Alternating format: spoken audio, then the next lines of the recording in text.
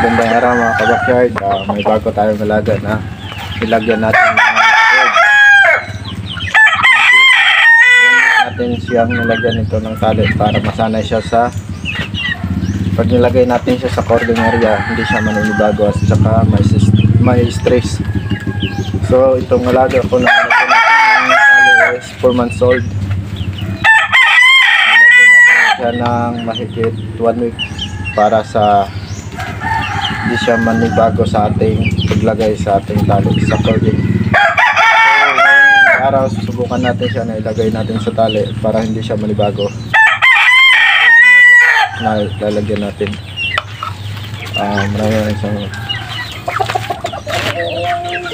Nga mga kabakyard, tingnan nyo yung ating alaga, 4 months old. Hindi na siya nanibago sa kanyang tali. Nilagay na natin siya sa cording.